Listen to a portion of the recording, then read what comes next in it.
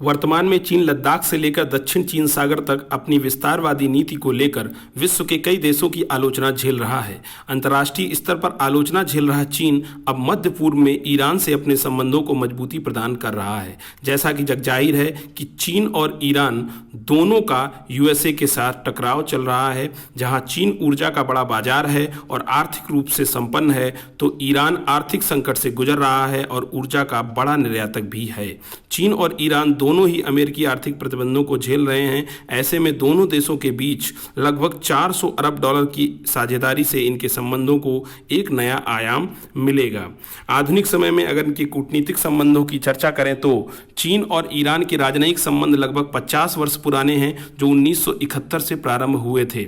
वर्ष 1979 की ईरान की इस्लामिक क्रांति से पूर्व चीन के नेता हुआ गोफेंग के ईरान दौरे से दोनों देशों के संबंधों में नजदीकियां बढ़ी थीं। ईरान की इस्लामिक क्रांति के बाद स्थापित सरकार को चीन ने शीघ्र ही मान्यता प्रदान कर दी थी, जिससे आपसी संबंधों में विश्वास का नया संचार हुआ और निकटता बढ़ी। इस रणनीतिक सौदेबाजी से प्रावधानों की अगर चर्चा करें तो चीन 400 बिलियन डॉलर का निवेश कुल 25 वर्षों के लिए करेगा।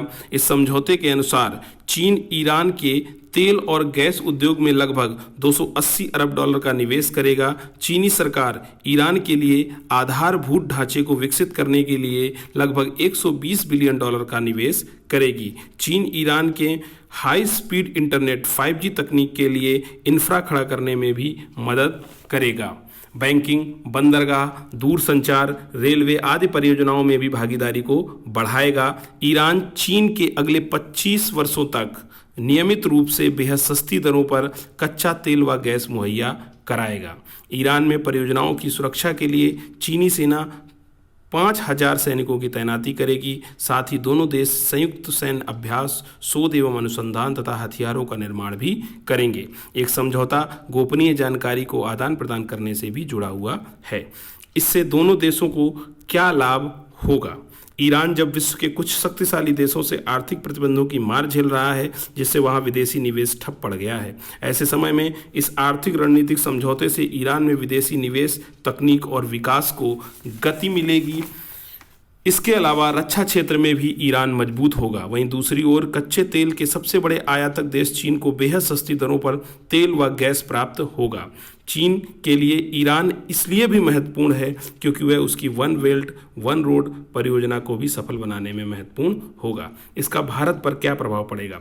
विशेषज्ञों का मानना है कि चीन और ईरान के बीच यह समझौता भारत के लिए एक झटका साबित हो सकता है।